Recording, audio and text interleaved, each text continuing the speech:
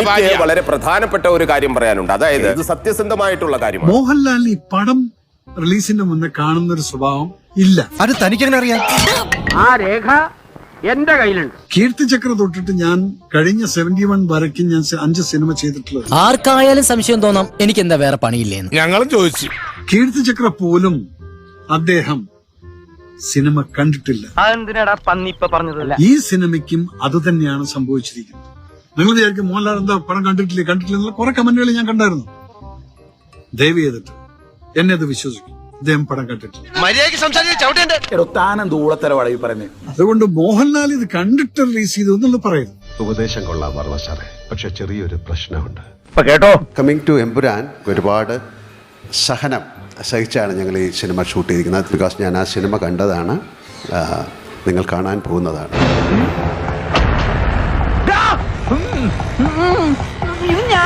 അതുകൊണ്ട് മോഹൻലാൽ ഇത് കണ്ടിട്ട് റിലീസ് ചെയ്തു എന്നുള്ള പറയുന്നു. ചെറ്റവർത്താനം പോരല്ലേ, മനസ്സിലായോ? ഇനി ഇത് ആവർത്തിക്കരുത്. അയ്യോ, കഴിഞ്ഞില്ല ഇനി കുറേ. ഒരു സിനിമയ്ക്കകത്ത് ഞാനൊരു എന്റെ പ്രധാനമന്ത്രി അല്ലെങ്കിൽ വേറെ വല്ലവരെയും കൊണ്ടുപോയിട്ട് വൃത്തികേടായിട്ട് എന്തെങ്കിലും കാണിച്ചു കഴിഞ്ഞാൽ സിനിമയല്ലേ എന്ന് പറഞ്ഞിട്ട് കൈ കഴുകാനൊന്നും പറ്റില്ല സാർ. പൃഥ്വിരാജ് എന്നുള്ള ഡയറക്ടറും ഇത് നോക്കേണ്ടതായിരുന്നു. നീ അങ്ങനെയല്ലല്ലോ നേരത്തെ പറഞ്ഞത്. പൃഥ്വിരാജ് വേറെ ലെവല്. കാരണം അവനൊക്കെ ഭാഗ്യവാനാണ് ഇങ്ങനെ ഒരു പടമൊക്കെ ചെയ്യാൻ പറ്റുന്നത്.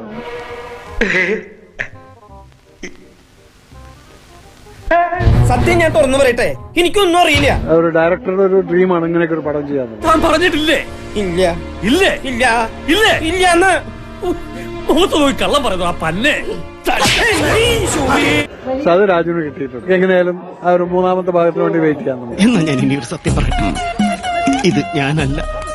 മോർഫിംഗ്, കമ്പ്യൂട്ടർ ഗ്രാഫിക്സ്, മൊത്തം ഗ്രാഫിക്സ്. ജനങ്ങളുടെ വികാരങ്ങളെ മാനിച്ചുകൊണ്ടായിരിക്കണം ഒരു സിനിമ പുറത്തിറക്കുന്നത്. മോഹൻലാലിനെ മാത്രം അക്യൂസ് ചെയ്തിട്ട് അതിൽ പോകുന്നതിന് പൃഥ്വിരാജ് എന്നുള്ള ഡയറക്ടറും ഇത് നോക്കേണ്ടതായിരുന്നു. പൃഥ്വിരാജ് വേറെ ലെവല്. അവനൊക്കെ ഭാഗ്യവാനാണ് ഇങ്ങനെ ഒരു പടമൊക്കെ ചെയ്യാൻ പറ്റുന്നത്. ഞാൻ എന്റെ സിനിമയ്ക്കകത്ത് എന്തെല്ലാം കാണിച്ചു, പക്ഷെ ആരെങ്കിലും ഞാൻ വ്രണപ്പെടുത്തിയിട്ടുണ്ടോ? ഇനിയെങ്കിലും ഇതൊക്കെ സൂക്ഷിക്കണം. ഞാൻ ഒരാളേ ഉള്ളൂ, എല്ലായിടത്തും സമയത്തെത്താൻ എപ്പോഴും എനിക്ക് കഴിഞ്ഞൊന്നും വരില്ല. ഞാൻ ഒരു വർഗീയതയില്ലാത്ത ഒരു യഥാർത്ഥ പച്ചയായ മനുഷ്യൻ, ഒരു പച്ചയായ സോൾജറാണ്. ജെസി മതിയാക്ക്, രണ്ടും കൂടി ഒരുമിച്ച് വേണ്ട. ഇനി നീ അനാവശ്യമായിട്ട് വാതറണം. ഇത് കിട്ടിച്ച് ഞാൻ കേട്ടി തെറിഞ്ഞാൻ.